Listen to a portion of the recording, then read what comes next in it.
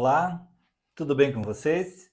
Sejam bem-vindos ao nosso programa número 83 deste estudo Refletindo Kardec, sempre com apoio e divulgação da Sociedade Espírita Francisco de Assis de Amparo aos Necessitados, a CEFAM, aqui da nossa cidade de Ponta Grossa.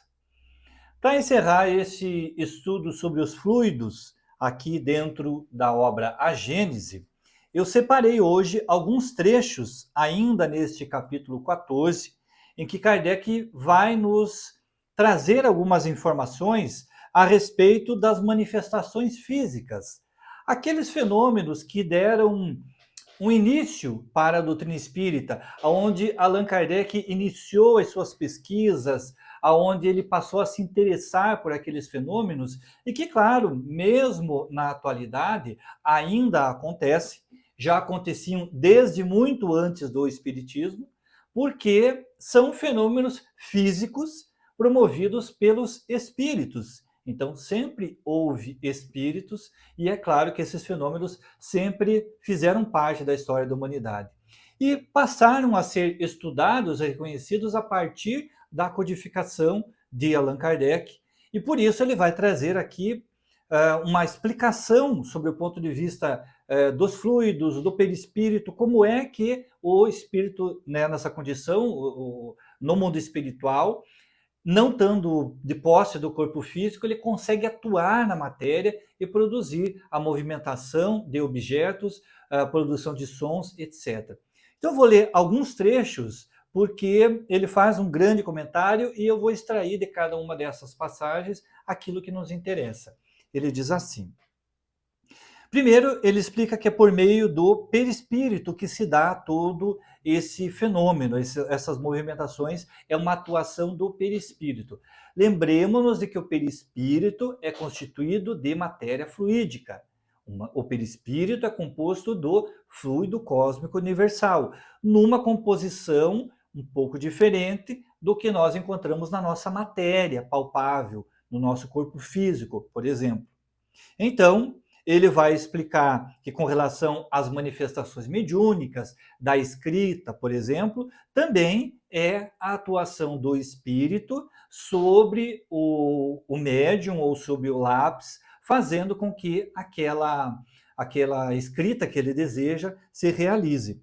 Então, atuação do perispírito. E aí ele diz assim: pelo mesmo processo, ou seja, através da utilização do perispírito, pelo mesmo processo atua o espírito sobre a mesa, quer para que esta se mova, sem que o seu movimento tenha significação determinada, quer para que dê pancadas inteligentes, indicativas das letras do alfabeto, a fim de formarem palavras e frases, fenômeno esse denominado tipologia. Então, quando ele fala de pancadas inteligentes, voltamos àquela questão lá da origem, quando ele passou a pesquisar as mesas girantes e que ele foi convidado a participar dessas reuniões, e ele iniciou questionando: uma mesa não pode ter inteligência. Deve haver algo inteligente acima disso tudo que movimenta essa mesa e que faz com que ela responda às perguntas que lhe são feitas. Então é isso que ele vem dizer. O espírito pode movimentar a mesa simplesmente por movimentar. Aqui, no caso, é uma mesa porque é o que à época ele encontrou, mas vamos dizer um objeto qualquer. O espírito pode movimentar esse objeto qualquer simplesmente por mostrar sua presença, então derrubando alguma coisa, fazendo com que algo físico seja visto pelos olhos dos encarnados, ou então aquilo que ele chama de pancadas inteligentes. Então, se faz a pergunta ao espírito, se é sim bate uma vez, se é não bate duas vezes, ou uma sequência de batidas representando uma ou outra letra do alfabeto, etc. É através da atuação do perispírito. Mais adiante. Quando a mesa se destaca do solo e flutua no espaço sem ponto de apoio, o espírito não a ergue com a força de um braço, envolve-a e penetra de uma espécie de atmosfera fluídica que neutraliza o efeito da gravitação, como faz o ar com os balões e papagaios. O fluido que se infiltra na mesa dá-lhe momentaneamente maior leveza específica. Vejam, nós estamos falando de fluido na mesa, no perispírito, no ar que respiramos, tudo é fluido cósmico. Não nos esqueçamos daquela comparação que eu fiz lá no início do estudo dos fluidos. É como se você imaginasse a água.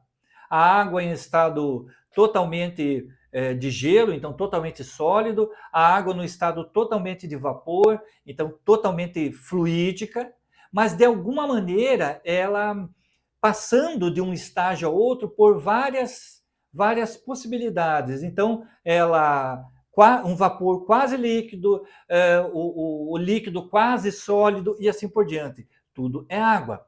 Da mesma forma, quando estamos falando do fluido, o que está na mesa, o que está no perispírito, o que está no ar, também é o fluido cósmico em diferentes possibilidades. E aí Kardec diz que o espírito não ergue, assim como eu estou erguendo esse livro, ele não ergue o objeto dessa forma, porque ele não tem esse braço, né, que nós temos enquanto encarnados. Ele atua, e aí percebemos que tem que ter um conhecimento muito grande desse espírito, ele atua interferindo nesta matéria fluídica que forma essa mesa, ou esse livro, por exemplo, fazendo com que entre esta matéria e a gravidade que existe, que também aí exerce uma interferência sobre o fluido, haja uma neutralidade. E por isso a mesa flutua. Então ele não ergue a mesa, ele retira a gravidade momentaneamente, fazendo com que esse objeto se movimente. Quando as pancadas são ouvidas na mesa ou algures, não é que o espírito esteja a bater com a mão ou com qualquer objeto. Ele apenas dirige sobre o ponto de onde vem o ruído um jato de fluido e este produz o efeito de um choque elétrico. Tão possível lhe é modificar o ruído como a qualquer pessoa modificar os sons produzidos pelo ar. Nós temos uma maneira de compreender como que isso se dá, analisando, por exemplo, um balão. Você tem um balão de festa, e está enchendo o balão, de repente ele estoura. Quando ele estoura, faz um ruído muito alto, um barulho, né, que até assusta muitas vezes, e que nada mais é do que este ar que momentaneamente está comprimido e que ele tem uma vazão. Pouco desse ruído representa o arrebentar da borracha, do material que constitui o balão. Muito é por conta do ar. Se você tem, por exemplo, aquele ar comprimido, né, na oficina, ou mesmo quando você vai encher o pneu do carro, e este ar, numa pressão tão forte, ele chega a fazer um barulho, ele chega a fazer um ruído. Mas veja, é ar no ar.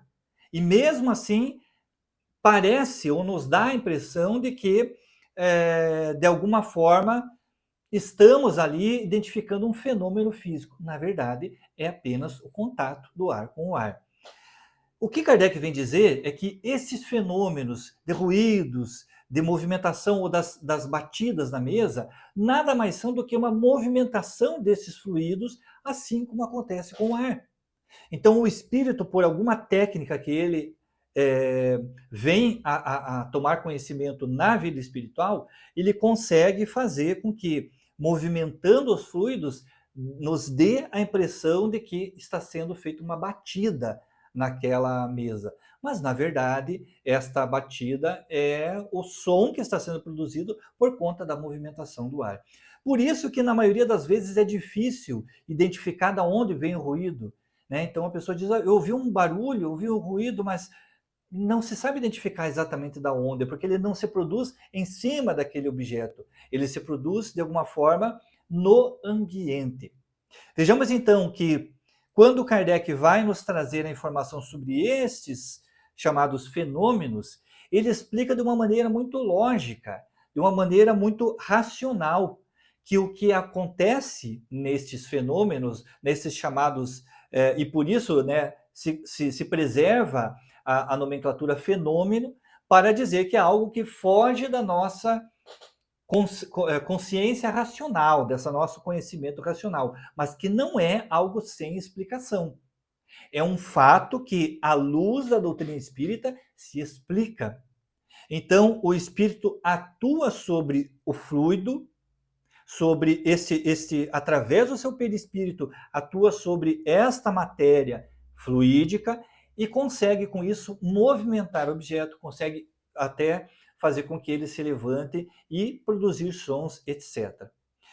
É um estudo que demanda, claro, muito tempo e nosso objetivo aqui é trazer apenas um convite à reflexão sobre o que Kardec traz e também, né, muito mais do que isso, convidar você a fazer o estudo, a participar do estudo na Casa Espírita e, claro, se você desejar, também deixar algum comentário, alguma solicitação, alguma recomendação de algum tema que você deseje que nós possamos aprofundar, possamos trazer de uma forma mais detalhada.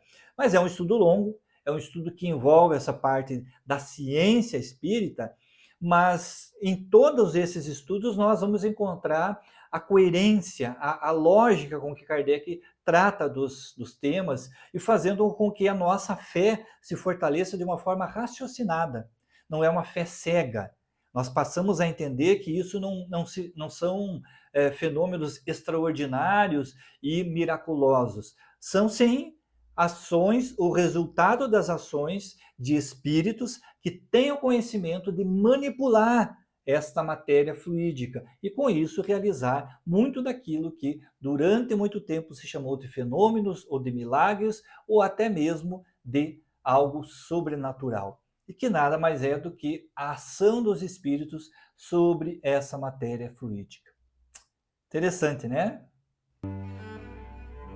Aproveitando que nós estamos nesse mês com as campanhas de prevenção ao suicídio e que o conhecimento da doutrina espírita, mesmo nos mostrando a realidade da vida futura, não evita com que muitas vezes alguns espíritas também se socorram deste infeliz meio de enfrentar as suas dificuldades, os seus problemas, buscando retirar a vida do corpo físico, esquecendo que a vida espiritual permanece, e também com relação a todos esses irmãos que por uma ignorância acreditam que ao ceifar sua vida física estariam resolvendo os seus problemas, nós faremos nos próximos programas, ainda dentro desse mês, algum estudo da doutrina espírita sobre o tema do suicídio.